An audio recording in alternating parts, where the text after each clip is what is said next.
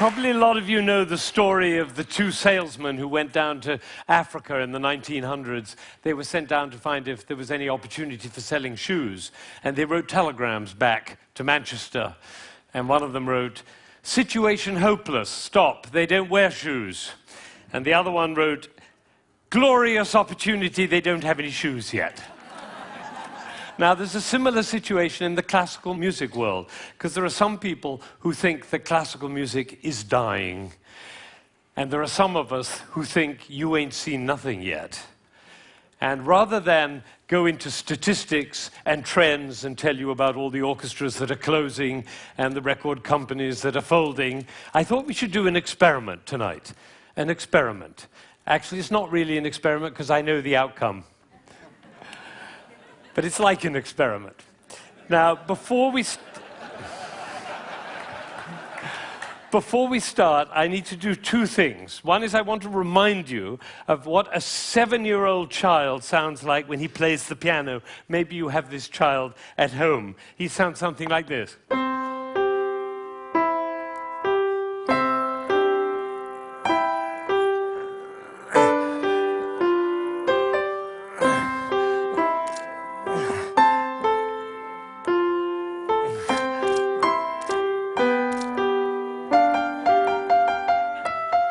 I see some of you recognize this child. Now, if he practices for a year and takes lessons, he's now 8 and he sounds like this. And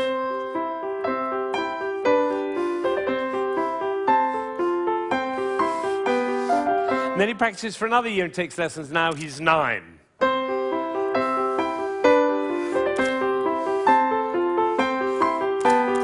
And then he practices for another year and takes lessons, now he's 10.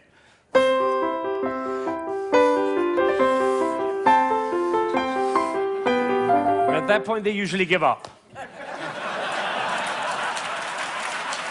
Now, if you'd waited for one more year, you would have heard this.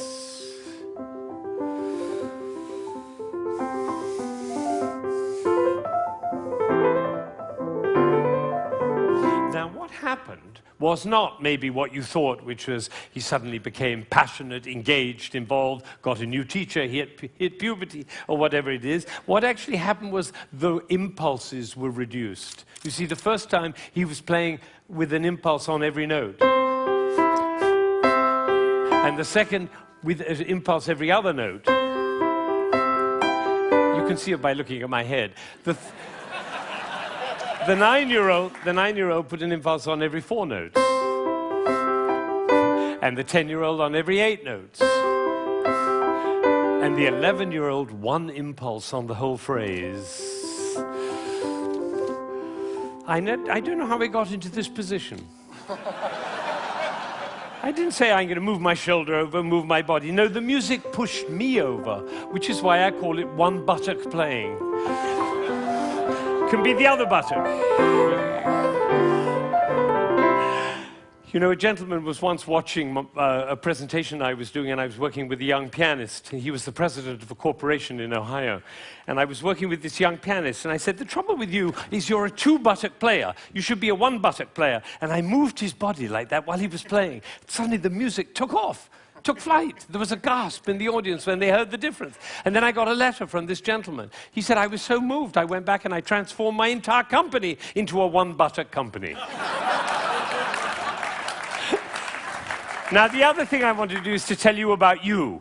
There are 1,600 people, I believe. My estimation is that probably 45 of you are absolutely passionate about classical music. You adore classical music. Your FM is always on that classical dial, and you have CDs in your car, and you go to the symphony, and your children are playing instruments. You can't imagine your life without classical music. That's the first group. It's quite a small group. Then there's another group, bigger group. These are the people who don't mind classical music. You know, you come home from a long day and you take a glass of wine and you put your feet up, a little Vivaldi in the background doesn't do any harm. Right? That's the second group.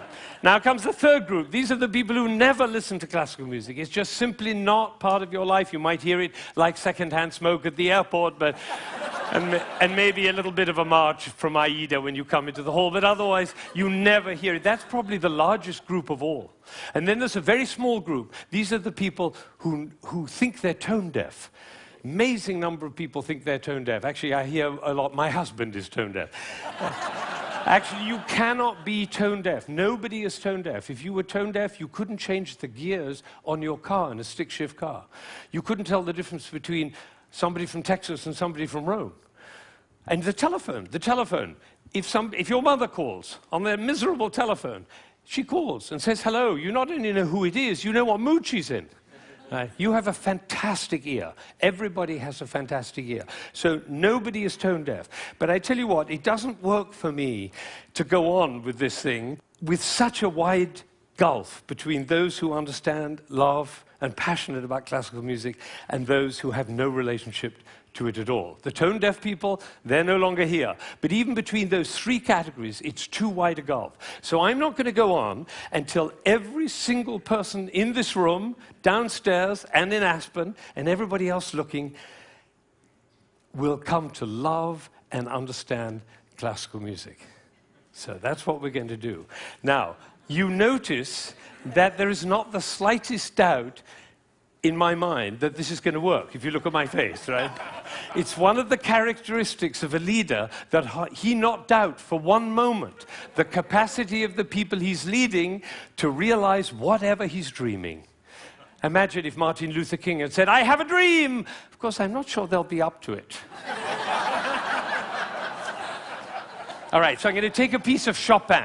This is a beautiful prelude by Chopin. Some of you will know it.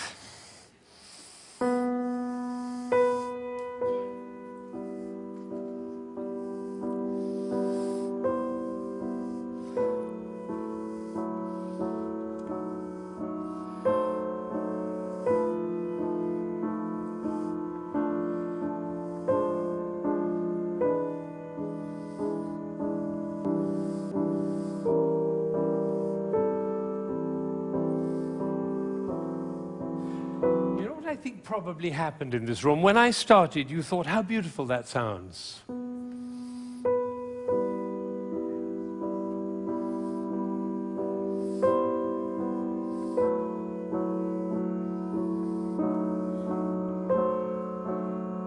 I don't think we should go to the same place for our summer holidays next year.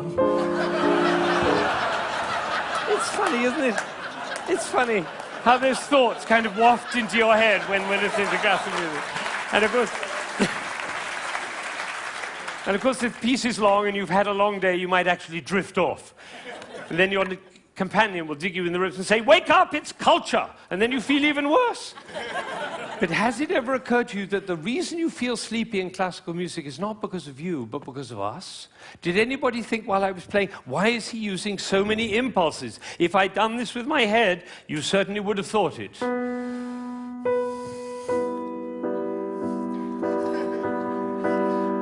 And for the rest of your life, every time you hear classical music, you'll always be able to know if you hear those impulses.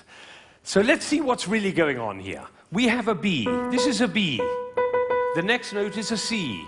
And the job of the C is to make the B sad. And it does, doesn't it? Composers know that. If they want sad music, they just play those two notes. But basically, it's just a B with four sads. Now it goes down to A. And now to G. And then to F. So we have B, A, G, F. And if we have B, A, G, F, what do we expect next? Oh, that might have been a fluke. Let's try it again. Ooh, the TED choir. And you notice nobody is tone deaf. Is that right? Nobody's, you know, every village in Bangladesh and every hamlet in China, everybody knows. Da, da, da, da, da. Everybody knows who's expecting that E. Now, Chopin didn't want to reach the E there because what will have happened? It'll be over, like Hamlet. You remember Hamlet, Act 1, Scene 3, he finds out that his uncle killed his father. You remember he keeps on going up to his uncle and almost killing him. And then he backs away, and then he goes up to him again and almost kills him. And the critics, all of whom sitting in the back row there, they have to have an opinion. So they say, Hamlet is a procrastinator. Or they say, Hamlet has an Oedipus complex. No, otherwise the play would be over, stupid. That's why Shakespeare puts all that stuff in Hamlet, you know, Ophelia going mad and the play within the play and Yorick's skull and the gravediggers. That's in order to delay until Act 5 he can kill him. It's the same with the Chopin. He's just about to reach the E and he says, oops, better go back up and do it again. So he does it again.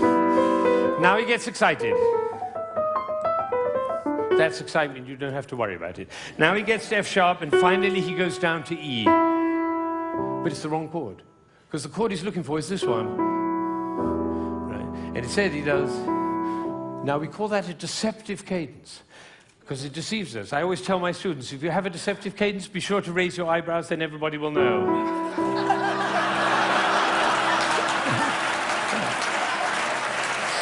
All right. So he gets to E, but it's the wrong chord. Now he tries E again. That chord doesn't work. Now he tries E again. That chord doesn't work. Now he tries E again. That doesn't work. And then finally, there was a gentleman in the front row who went, like that.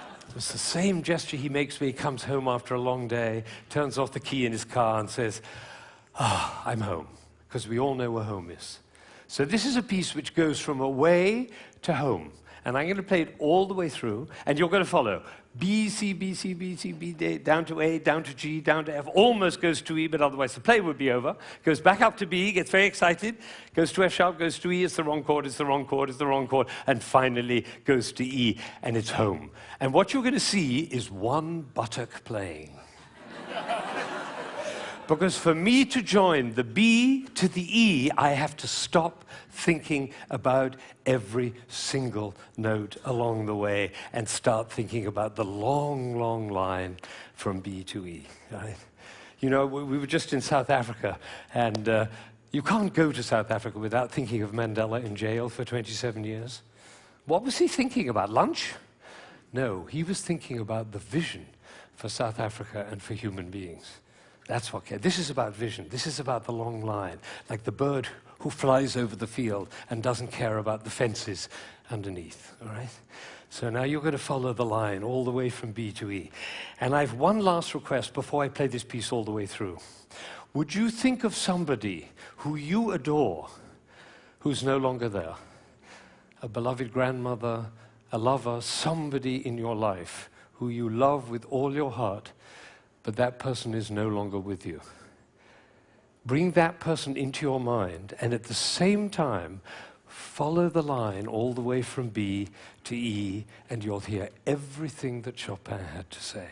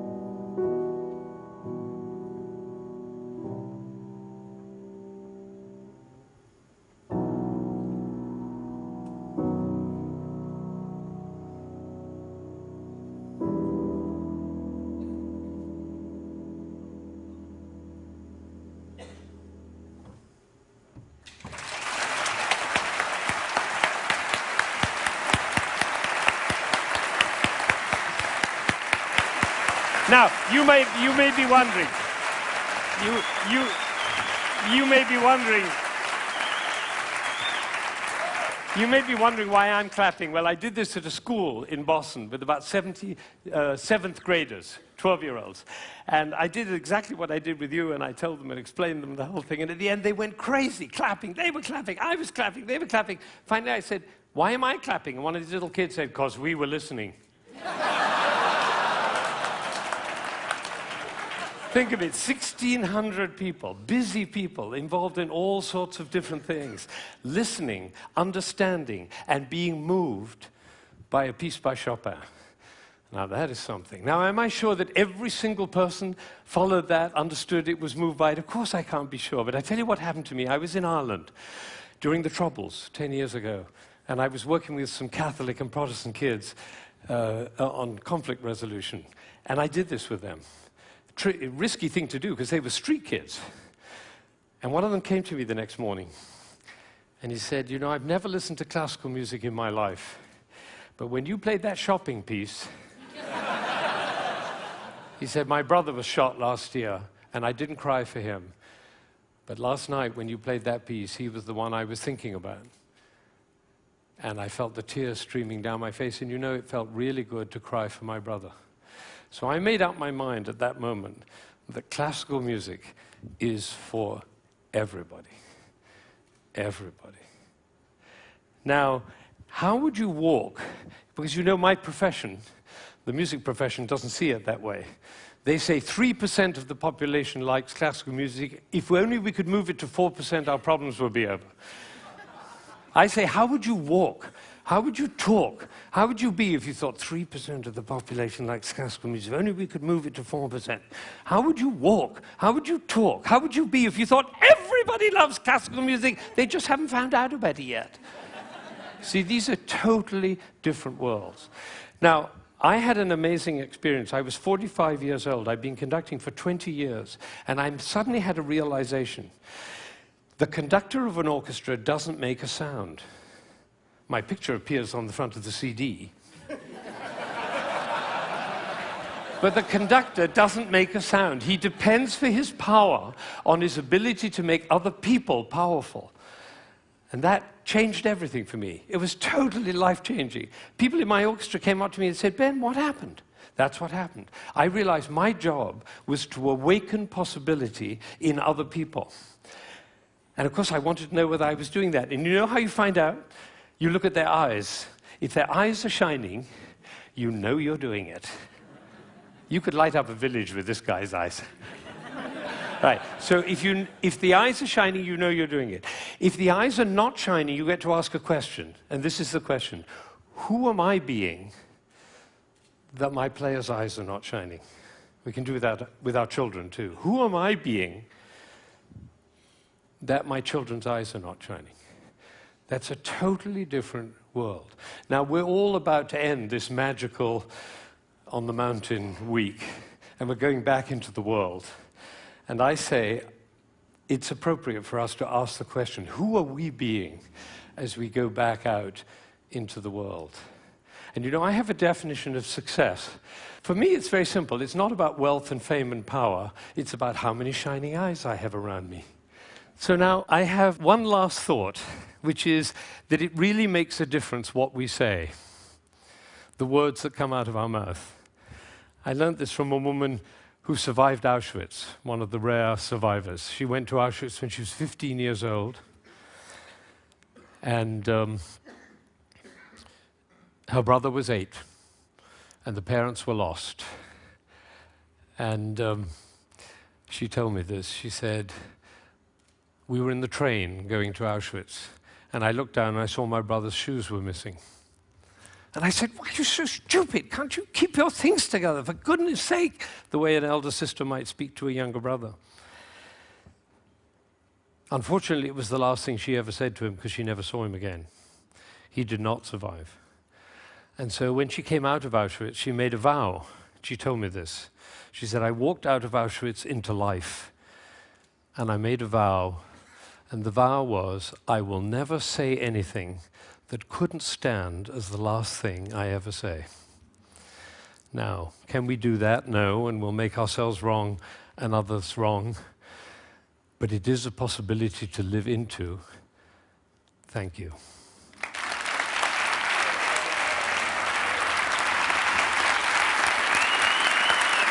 Shining eyes. Shining eyes.